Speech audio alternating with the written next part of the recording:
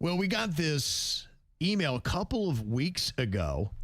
A guy who was a little concerned because his wife had booked a cruise, which he thought was awesome, but she didn't book it with him. She said she needed some time away for a reset. And she said, this is what healthy couples do. But he said, I felt like a smothering husband by the time she was done explaining because she almost gaslit me with it. And I'm not really sure what she needs a reset from. She doesn't even work. So I guess that reset is, she needs a reset from me, was his question. And he said he didn't stand in the way. He was just hoping that it was the thing that she needed. And he said, I can be flexible, but I just want to know, would most men be okay with their stay-at-home wife booking a cruise without them? Now, a lot of people were wondering, okay, did she meet somebody on this cruise? What's going on? And people had some ideas because they were not very trusting in all this.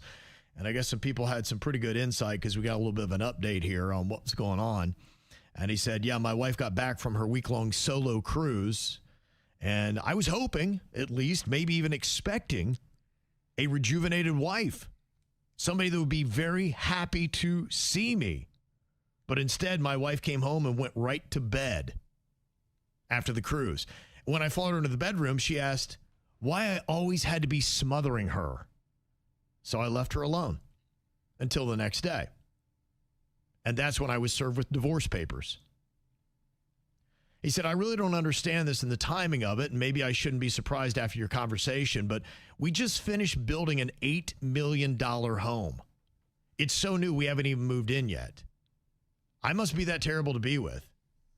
It's only been 3 years that we've been married. And yes, I will definitely be reflecting on what I did wrong, but I'm also looking forward to her reaction when she realizes just how stringent our prenup is.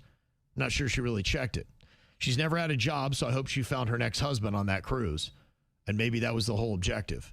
She thought that $8 million whatever was going to be something that could keep her around. She don't love you. She don't want to be around. It's time for divorce. We got to end this thing. Yeah, look, I get that. It's got to be painful. I'm sure. Why are you smothering me? Yeah. You just got off of a week's vacation. Why are you smothering me? That alone, I'd be like, we're done. We're out.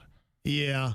I think a lot of people kind of saw it coming. And look, unfortunately, for anybody who believes in taking solo vacations without your partner on a cruise, this is going to be harder for you because people are going to hear this and you'll be like, see, that's typically what happens. And I think typically it is. I'm not saying every time.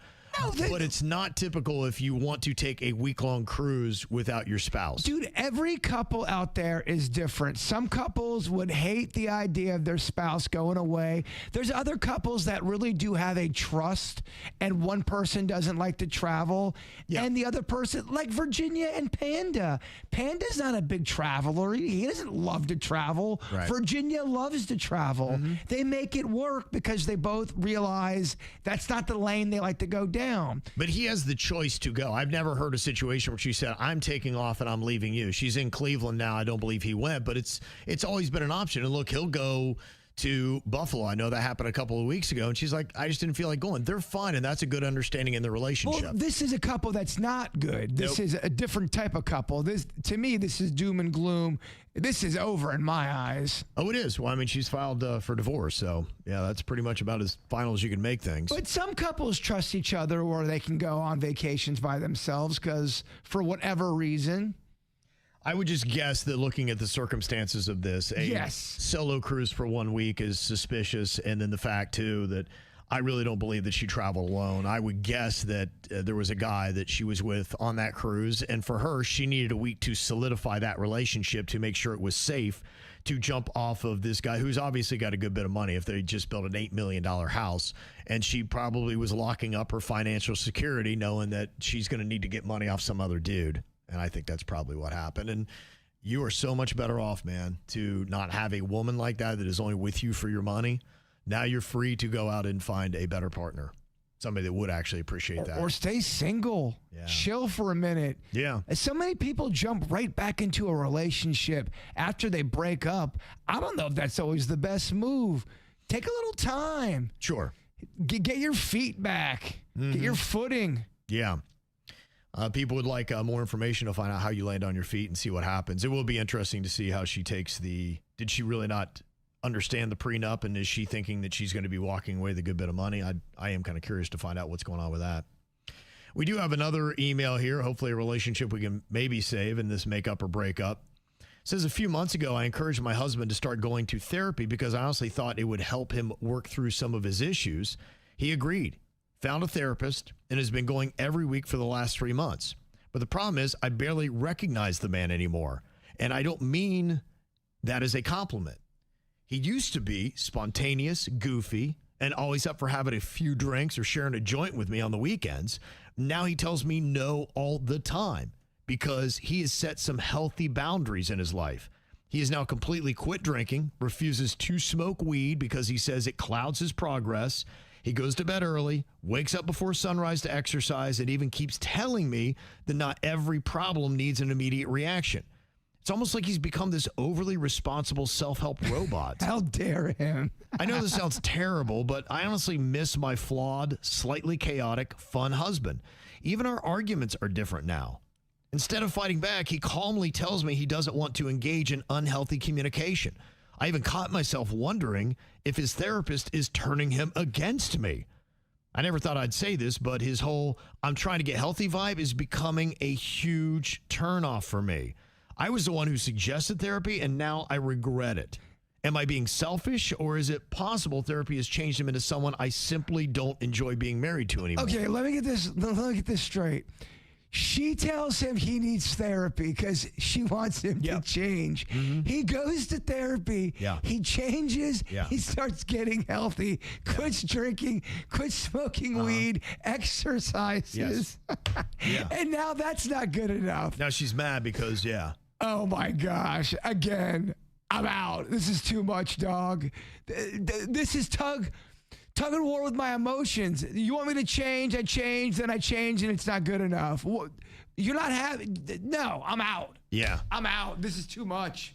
Well, it seems like with everything you're saying, it's like it's always him that's the problem. You told him to get therapy because he clearly had a problem. Now he's trying to resolve all those problems that you wanted him to fix, and now that is a problem. Yes, you're actually the one that needs the therapy. She's kind of an enabler in a way. He's trying to get sober and not do that lifestyle and get healthy. Now he won't smoke a joint with me. He doesn't drink anymore. Yeah. And she's condemning him for that. Right. And it was her idea to get him in therapy. What the hell, lady? She is. Make up our mind here. Yeah. She's out of her mind. And honestly, he needs to leave you. I mean, that's the way. It needs to be a breakup, not for you, for him. That's 2 breakups for me, man. Well, look, I think this does happen in relationships where you could have where you're both partiers or you're both healthy and one drifts into the other lane. And you got to either learn to respect that and say that's where they've chosen to go, or you got to realize that relationships, you will change through the course of your marriage or relationship.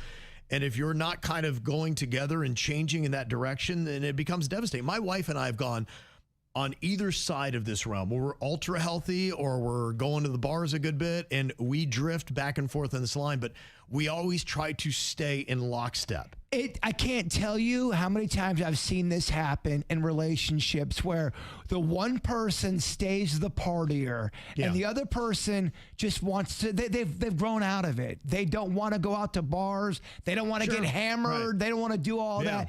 And it is a major fracture in the relationship. Yeah. Because if you're a sober person and somebody's drunk or got something in their system, that's going to weigh on you eventually. It's just not where you want to be in life. Yeah.